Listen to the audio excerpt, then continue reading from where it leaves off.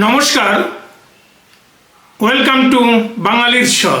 আমাদের লড়াই করতে হচ্ছে কৌরব পক্ষের সাথে, মানবতাকে লড়াই করতে হচ্ছে অমানবিকতার সাথে।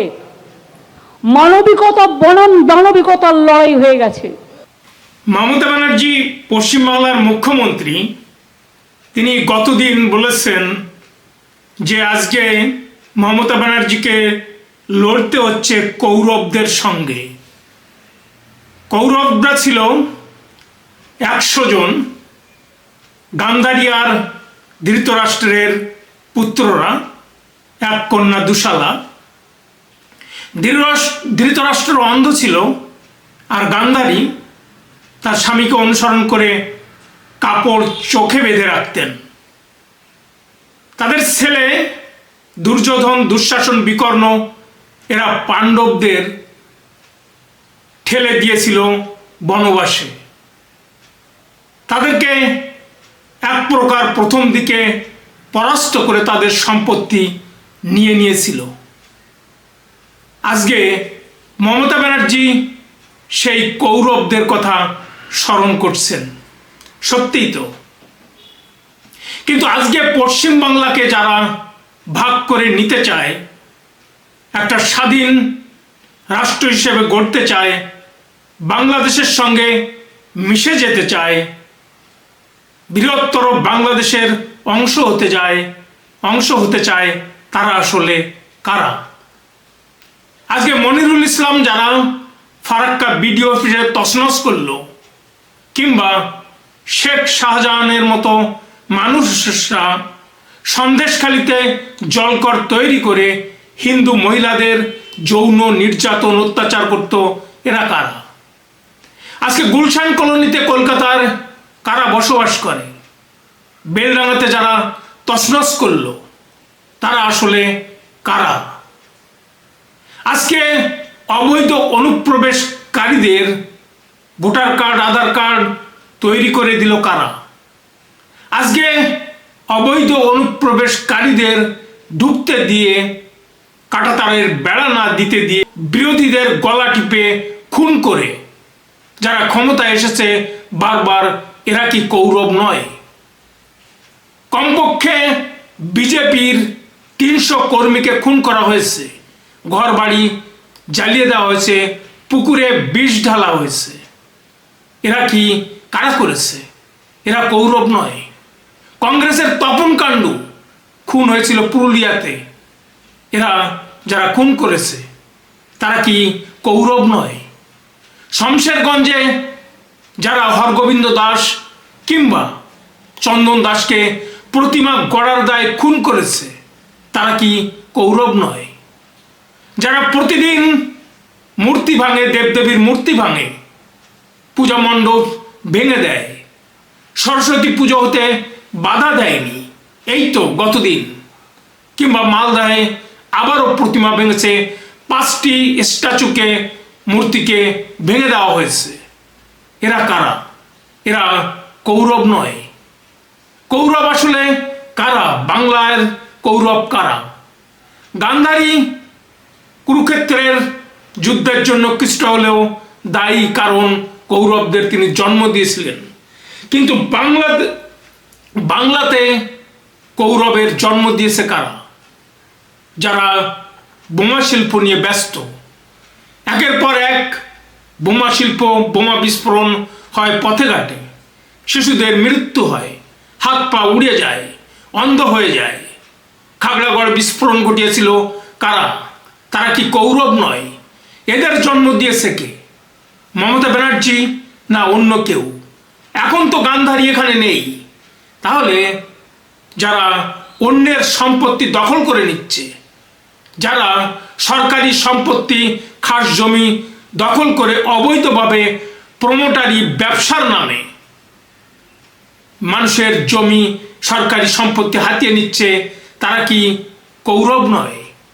তাহলে কৌরব আসলে কারা? আজকে মনিরুল ইসলামকে গ্রেপ্তার করার নির্দেশ দেওয়া হয়েছে, নির্বাচন কমিশন দিয়েছে, তারপরেও এখনো গ্রেপ্তার হয়নি। আসলে এই কৌরবদের জন্ম কে দিয়েছে?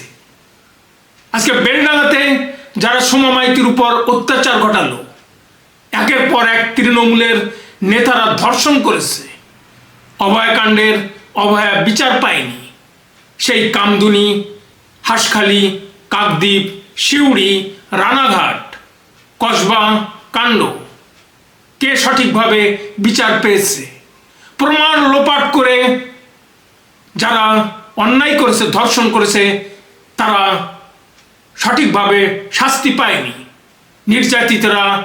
নির্যাতিতা যারা, তারা কোনো বিচার পায়নি।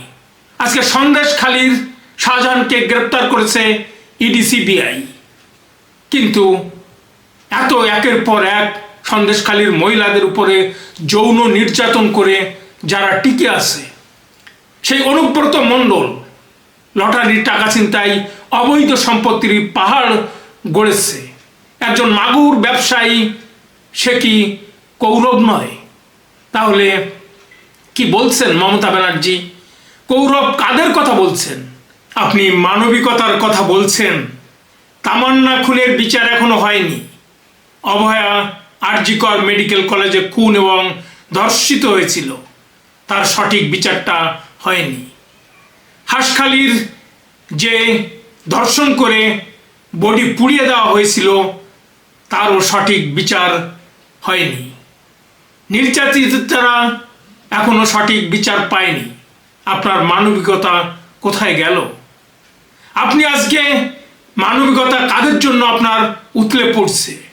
যারা অনুপ্রবেশকারী, যারা অবৈধভাবে এখানে এসেছে, বাংলাদেশ থেকে এই দেশকে ছিনিয়ে নিতে এসেছে, ইসলামিক রাষ্ট্র গড়ার জন্যে এদেশে এসেছে, তাদের জন্য আপনার দরদ, মানবতা উতলে পড়ছে। আপনার মানবিকতা এখানেই কাজ করছে।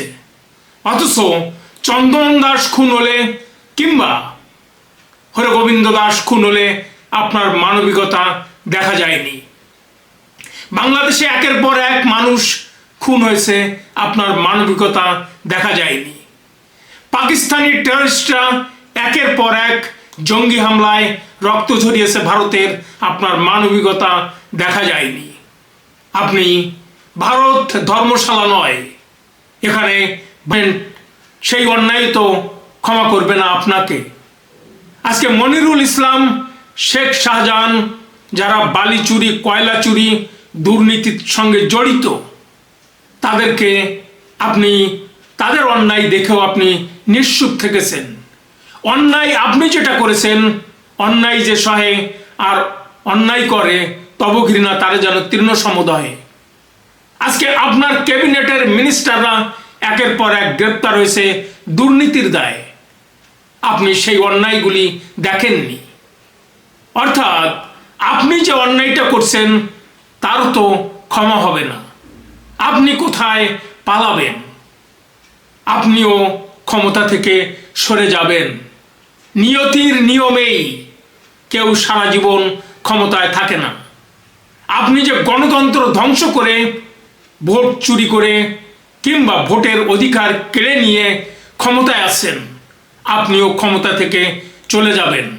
অন্যায় আপনি যা করেছেন সেটারও বিচার করবে নিয়তি। যমও আপনার পিছনে আছে, কারণ কারো ক্ষমা হয় না। আজকে ভাবছো ক্ষমতায় আছো, কাল ক্ষমতায় থাকবে না, সেদিন জেনে রেখো মানুষ কিন্তু পেছু ছাড়বে না। যেখানে পালাও, মানুষ কিন্তু বলবে পালাবার পথ নাই, জো মাথে পিছে। আপনি বলছেন, আরো বলছেন আপনি জমের কথা। জম তো সবার জন্য বসে আছে, আপনার জন্য, আমার জন্য, বিজেপি, তৃণমূলের জন্য। কিন্তু জম তো জমের হাতে তো আপনাকেও পড়তে হবে, কারণ আপনারও বিচার হবে। নিয়তি ইন্দিরা গান্ধী, লালু প্রসাদ যাদব, জয়ললিতাকে ক্ষমা করেনি। Idi Amin, Hitler, Augusto Pinochet, Saddam Hussein, Bashar al Assad কাউকে ক্ষমা করেনি। জম তাদের পিছনেও ছিল, আপনার পিছনেও আছে। আজকে পাণ্ডব আসছে 26-এ আপনি ক্ষমতা থেকে সরে যাবেন, পাণ্ডবরাই আপনার শাস্তির বিধান করবে। জমের পরে জমের হাতে আপনাকে যেতে হবে, একদিন পৃথিবী ত্যাগ করতে হবে। প্রত্যেকটা মানুষ যা করে, আপনি সেই সত্যটাকে অন্যের উপর চাপিয়ে দিচ্ছেন। আজকে আপনি বিজেপিকে বলছেন কৌরব, কি দানবতা আপনি দেখিয়েছেন। 300 কর্মী, বিজেপি কর্মী, কংগ্রেস, সিপিএম এ ধরনের কর্মীকে খুন করা হয়েছে। কে দানব আসলে? দানবিকতা কোথায়? পশ্চিমবাংলা অনেক কিছু দেখেছে। দানবিকতার ইতিহাস এই গত 15 বছরে পশ্চিমবাংলার মানুষ যা দেখেছে, এর আগে পশ্চিমবাংলাতে মানুষ দানবিকতা দেখেনি। আজকে দানবের মহিমায় একজন নেত্রী অগ্নিকন্যা হয়ে এসেছিলেন সেই সিঙ্গুর আন্দোলনের পর। তারপর বাকিটা দানবিকতার ইতিহাস। এখানে মানবিকতা নেই। মানবিকতা যদি থাকতো তাহলে নির্যাতিতার বিপক্ষে দাঁড়িয়ে আপনি বলতে পারতেন না প্রেগনেন্ট ছিল মহিলাটি নাকি অন্য কিছু লাভ অ্যাফেয়ার ছিল।